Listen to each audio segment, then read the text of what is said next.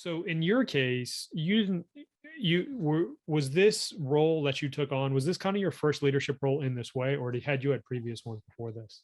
Um, it definitely was the first social enterprise leadership role. So I had previously started a program to help, again, kind of build the capacity of NGO partners working on democracy issues in the Middle East. And so that was a good first leadership role. But then this, Mhm. again, was operating at a global scale and introducing the business model aspect. And it's been a great journey ever since. Yeah, and so now you have not only people that report to you and all that sort of thing, but you also have a much more intimate than typical relationship with your customers. You actually interact with them Yeah, um, in physical space. exactly. Would you how what have been your sort of largest learnings in leadership, things that maybe you didn't come in and equipped at the beginning, but as you've gone on into this, things that just areas that you saw that you needed to grow? Yeah, absolutely. In addition to the kind of catalytic collaboration framework, which again, I think has been a big part of how I've been able to define my leadership journey, I think honestly, the one other big topic that I would be remiss if we didn't discuss is burnout, because it's Yeah, a really real thing, and yeah, especially for mission driven people like me who are so committed to changing the world that we forget to stop and take care of ourselves. Like yeah, that's yeah, the reality, right? And basically I've had a couple burnout episodes throughout my career over the past 10 years. And each time, I think I've learned a lot about myself and about my sector and about my role in the world. But I just really like, if I could give my 20-year-old self advice, who was like, this enthusiastic student activist ready to change the world, I would just like, remind my younger self not to set yourself up to burn out, yeah, because having a career in public service doesn't have to mean personal sacrifice. right. And I think honestly, like in the back of my head, I assumed that if I wasn't making personal sacrifices, then I wasn't living up to the mission. And it's just an unhealthy, like you're just setting yourself up for, Yeah, it's not for burnout. sustainable. It's Yeah, 100% not sustainable. So like I feel like I've come so long on that, so far along on that journey, to say like, okay, the challenge is not to show how much I can personally sacrifice, yeah, working long hours and skipping out on joining soccer teams or whatever because I'm so committed to this amazing work. It's actually a much more fruitful question, I think, is not how much are you sacrificing, but who are you serving? Because yeah, that's ultimately where you find so much fulfillment, right? Like when I look back again on my career so far, the most meaningful encounters are when I've been able to be a coach, a mentor, even just a cheerleader for like amazing frontline human rights activists or open government reformers. Like that's the stuff that really I want to look back on 20, 30, 40 years from now and like, still feel a sense of satisfaction from. And so again, I think I would remind myself and anyone else listening again that just because you're a mission driven person doesn't mean you need to set yourself up to burn out. And yeah, actually, it's really important to like, create a support structure basically to fall into that will help prevent you from falling into that, because it's so easy and natural for people like me with my personality, but then also in our sector and in our field to kind of get set up in a way that just expects unrealistic expectations. And in the end, you suffer and the mission suffers. So yeah. it's much better to like equip yourself with boundaries and with support systems and whatever else you need to prevent burnout and really set yourself up for like long-term work-life wellness. In your case, the burnout episodes that you're talking about, were they based more on volume of work, or you were doing the wrong type of work for you? What was it specifically that you learned that burned you out?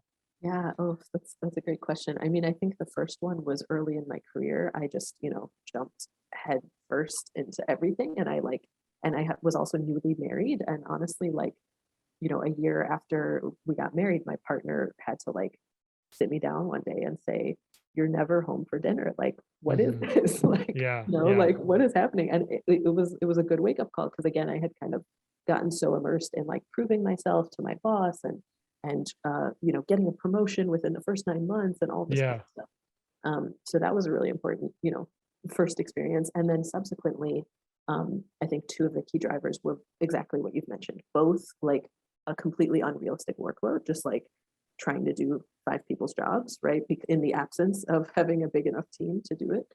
And also like a misalignment, like you said, between my skills and my passions and the demands of the work, right? Like just trying to fill in gaps in a way that is just not sustainable. So it's really important to also think about, designing your team and setting your team up for success by putting people in the right roles, because you cannot force a square into a circle peg or whatever Right. the expression is, right? It's just gonna, again, create frustration and affect the quality of the work. So you mentioned that you've gotten a lot of energy from like in the coaching, mentorship, encouraging side. How would you just kind of describe if someone was going to hire you and said, "Hey, what are your strengths as a leader?" How would you kind of describe your own personal strengths as a leader?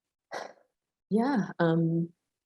Your question makes me think first about my kind of management philosophy. So, Hmm. what I like to tell any of my new direct reports or people joining my team is that my management philosophy is high expectations, high support. So, I actually stole this from Year Up, which is an amazing organization I got to intern with many years ago, um, but that helps opportunity youth, as they call them, young people from disadvantaged backgrounds, like enter successful careers in corporate America, basically. Um, but the whole principle again is that like, I have high standards for myself, my work, my teammates, but I expect folks to live up to high standards, and I am ready and willing to move roadblocks for them at every turn, right? So I want to both push people to be ambitious, but then also make sure that we're operating, setting our goals in a way that's realistic and that encourage kind of this environment, I would say, of just continuous learning and growth. And then what are the parts that you have to like hire away because you feel like you need to be supplemented? Yeah, we were talking about this recently. I am not good at executing processes the exact same way over and over again. I'm Hmm. someone who's just, I get bored easily. I am a Yeah. variety seeking person. I'm a type 2 Enneagram, but and an ENFJ on the Myers-Briggs scale, if that means anything to anyone. But anyway, I'm definitely someone who again loves operating in the realm of ideas and Yeah. like making the plan for how those will get executed. But I'm not someone who's good at, for example, generating financial reports month on month, like Right. executing the exact same process over and over again. So I look for detail oriented people to join my team who love processes and love process improvements and love, keeping systems running, but also stepping back and evaluating them as needed. Yeah, it's interesting. I think there's lots of different kind of formulations of um, different personality things. You brought up Myers-Briggs and Enneagram, and there's another one we've been working with recently called Working Genius, which comes from Patrick Lencioni's organization. He's written a bunch of leadership books. Mhm. Um, but but to me, what you're describing, what often I think what so often happens in the smaller stuff is you kind of need a pairing of an idea visionary with an operations person, Yeah, and that's kind of the most like distilled common. version of it. Yeah, And I think so many people who are like you, I mean, so in my particular thing, it's interesting because in my career I am 100% like I'm an idea person 100%, but at the same time pretty much my entire professional career I have had to be able to execute down to the detail. So I actually haven't had really the luxury of that. yeah, But that doesn't mean that's not how I would actually thrive, And when I think through, hey, what do I need to supplement myself with? It's very similar to what you're talking about, yeah, like someone who loves the operation stuff. And one of the things I didn't, I think we all need to be reminded is that people are legitimately wired really different from us, and people get energy from things that we just simply do not. exactly. And sometimes it's hard for me to remember that, but to find someone who you obviously connect with personally and professionally, but is a compliment for you, it seems Exactly. real important. Yeah, just like you said, I think the key is complementarity, and that's a principle that I apply both internally, like building my team and growing it, but then also externally, it's a huge part of my philosophy to building partnerships. Like uh, one of my favorite like tools to use, it's so simple but it's so powerful, is regularly asking our members and our partners, what do you need right now? What's the big pain point in your work and life? and what's your passion? What's something that you're willing Yeah. to share? So it's like needs and offers, and keeping those things as two sides of the same coin really set you up to actually do meaningful matchmaking in your network and say like, oh, someone's looking for Salesforce expertise. Someone wants to open a new program in Thailand and needs to know if there's any, people with programming experience there. Like those are the ways that we facilitated really interesting matchmaking that is always fruitful for both parties because one is rooted in a pain and the other is rooted in a passion. And like both of those things need to be shared. I really like that. I really like that formulation. I think that's a really great way to distill a conversation with someone and find who's a compliment for them. Yeah. That's I'm gonna steal that one. And let me give credit where it's due again. So I basically stole that many years ago from a partner at another nonprofit center in Texas, actually in Denton, Texas. The way that we met is through something called the Nonprofit Centers Network, NCN, which is an awesome professional network we've been part of for many years. And again, I think it's like, you know, just getting to spend time with your people, especially if your role is very unique to kind of like other people's job descriptions. I've gotten so much value from my NCN colleagues and including like the pain and passion point. So How do you? So I became familiar with that organization as I was doing research in centers like yours. yeah. How what does membership with them actually look like? How does that actually help you? Yeah, I mean, at the end of the day, it's like pure learning and professional exchange. So mostly like an annual conference and monthly webinars. But again, we've been an NCN member since even before I joined OpenGovHub. And it was really hard for me in the first year of my job, especially because nobody could really relate to what I was doing. And Yeah. I always like to tell people like, this was a humbling experience, but again, I was one woman organization. So the Yeah. founding team created the hub, got it through the startup phase, and then I came on board. And so I literally wrote the strategy and I fixed the printer and I did everything in between, Yeah. Yeah. and then I got an intern and then a fellow and then hired my first associate. So it was, again, like starting from the ground up. And again, I think that was a humbling experience because, there were things I didn't want to sort mail. I didn't want to You're do right. Of certain course. things, especially with my fancy master's degree, like, Right. Right. but I'm really glad I started there because again, like it gave me just first of all like humbling experience, but so much credibility with our members. Like they saw me do everything and they knew like again I was so committed to the vision and the potential in them and in our collective mission, that it's really like I think still paid dividends even now many years later with a much larger team. So that just brings me to a question. So I noticed on your site, you actually have an approval process for someone who wants to join. So Yes. that is a little bit unusual for co-working spaces in general, which typically if you can pull out the credit card, they'll take you in. And space.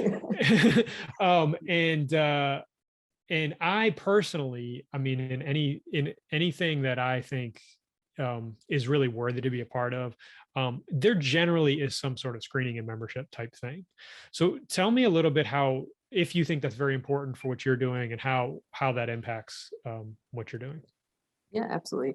It goes back to the earlier point of having a real foundation of shared values. Yeah. Um, I think even when I started this work, I thought of it a bit differently. Like I thought of it as a screening for a subset of professional expertise. Like we need all the open gov experts in one room, so show us how you're an expert, right? And honestly, I think that was just the wrong mindset to approach this work, because again, at the end of the day, like open government is defined by three values, like people who really want to see more transparency, accountability, and participation in public life, right?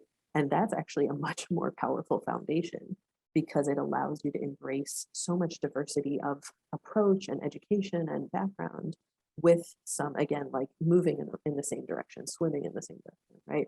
So really our application is based on those values, right? Tell us how you relate to these values and tell us how you want to collaborate. Like Yeah. those are ultimately the most important criteria because we have a beautiful, amazing space, but we're not looking for tenants. We're looking Yeah. for members, right? So like we want to filter out if there are people there who literally just want a desk to work from, Right. that is not their home office. That's great. They have lots of options. Like we are looking for something more than that. And again, we want people who can benefit from our network and contribute to it, so that it's not Yeah.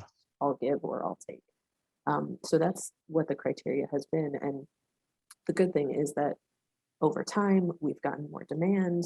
We've sometimes had a wait list, et cetera. So we've been able to get more discerning with the applications, again, as the demand has grown. But the final point I'll add is that in a practical way, people really self-select to come to the Open Hmm. Gov Hub most of the Yeah. time. So the Yeah. most common way we get new members is referrals from existing members. You Hmm. know, our members are hosting meetings with them, they're inviting them to events. And so it's quite niche, again, to go back to the earlier point. So people kind of like know if this is a community for them or not. So that definitely helps our vetting process, where we do have a member council who reviews the applications, and these are ambassadors in our network. But most of the time, the applications are approved because by the time someone has gotten to the point of submitting an application, they're like already along the journey with us, right? They're thinking about these values, they're expressing an interest in collaboration. I've usually met with them by that point too. So again, people can kind of self-select a little bit, but we still ensure that there's a screening process so that we can, because that's the foundation literally for everything else that we do. Yeah, I mean, you actually hit on so many interesting things there. Like, so two of the tension points that I see all the time in collaborative working is one, like private, I need to do something privately versus it's time to collaborate with others. Like, how do you negotiate that tension? Mhm. And then the other tension, though, is I am here simply for a fast internet connection, et cetera, a desk space, or versus someone's like, I'm here to also collaborate. And that's one of the things that I think is one of the really hard things about community building in a traditional co-working space is you have people, some people want to have community, some people don't. They're like, hey, I'm running my business. Yeah, I'm And busy. and Yeah. and then but also because you have this explicit shared values, that's not just, hey, our internet's fast and et cetera. You have this self-selection where people are like, hey, I really resonate with this. Yeah. And of course you're in a city where there's enough Yeah. organizations like that. You Critical have the mass. Yeah. you have the critical mass of possibilities. But I mean, that just all of that makes so much sense to me, that how you're able to create sort of a unique space, um, because you actually are sort of set up for success in that way. And also the wait list means it sounds like you don't have to be picky, but you could be if you needed to be. You're not taking on tenants that don't fit because you just need to make rent, kind of thing. Yeah, Yeah, that's absolutely. Yeah, and go I'll ahead. just add briefly to that, like, uh, oh, so yes, on in a practical sense, like on a day-to-day basis, we don't have 100% of people collaborating 100% of the time. Yeah, Like of it's course. Right, not a right. utopia, right? So like we often need to kind of check ourselves and again check back in with our members and listen to them about like, are we just putting on too many programs that people like simply do not have the time for? What is Yeah, the right balance, right, in the services and the programs? Because again, you're always going to have, like in every community, you're going to have detractors, you're going to have promoters, and then you're going yeah. to have a whole bunch of neutrals, right? But one of the pieces of wisdom from community building work, which I can attribute to Laura Nestler, who's actually the VP of Community at Reddit and was with Yelp for many years. It's actually like the opposite approach to marketing, right? So marketing, you want to make a funnel as wide as possible, kind of hit as many prospects as possible who could be your customers. Community building, it's like the tip of the pyramid. Like you want Hmm. to zoom in on your promoters, the people who are naturally enthusiastic about what you're doing, and celebrate and uplift them because they're the ones who are going to grow the community. Like, you know, again, you might always have detractors and a whole bunch of people just like standing on the sidelines, kind of neutral about it. But if you really elevate and uplift your active users, your ambassadors, your members, they're going to be the energy that drives the expansion of your community. Yeah, I think that's really important. That's another great point. Yeah, it's all You have all coming this, through. you have all Yeah. this great I distilled had wisdom I that are had a like lot. takeaways. Honestly, I had a lot of coffee today.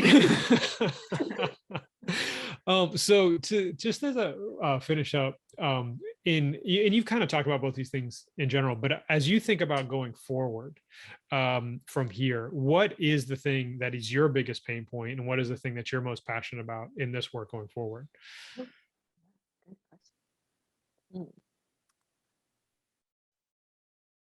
Yeah, I mean, I think the the pain point. Like it's something we're working through, but I think it still is a big, big challenge for us to uh, recreate the in-person community in an Yeah. online sense. It's like it's just I had no idea how lucky I was that literally like 95% of our community saw each other 5 days a week, like 8 hours a day Yep. pre-COVID, right? Yep. And then literally that was like the rug was pulled out from Yeah. under us overnight. So now again, we're everyone is settling into hybrid work. Most of our members say average of like 1 to 3 days in the office for team meetings and that kind of stuff. And I think there's tons of benefits for hybrid work. So I'm excited about that. But as a community builder, again, it's we in some ways it feels like we have twice the work. We have to Yeah. maintain the physical community and figure out the virtual stuff. And virtual, I feel like, is always just going to be a little more transactional if you're not really, really intentional about how you're connecting people. So I think that's kind of the, you know, ongoing pain point that we're experimenting and working through.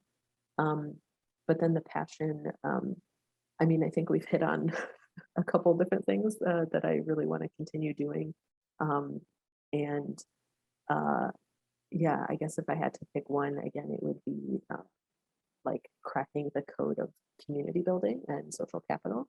I think there's so much important research, to be aware of about this loneliness epidemic that Yeah. also, again, even existed before COVID. And certainly here in the United States and now in some other parts of the world, like people are more socially isolated probably than ever, right? Technology sometimes helps and it sometimes harms. And Yeah. it's a massive topic, but I really, I'm a student of Robert Putnam, who wrote Bowling Alone and kind of popularized the idea of social capital. And I just really think that like in the 21st century, in our present moment, like this is an enormously important social problem. And there's so many different ways we should be tackling it to recreate like meaningful interpersonal human connections in the workplace and in every other aspect of people's lives. Yeah, I mean, I couldn't agree with you more. I mean, it's just something I've really been diving into deeply because of the stuff I want to do. So, I think what you're doing is awesome in DC. I think you sound like a really great leader for it, and you've been very dedicated to it. And I think they're lucky to have you.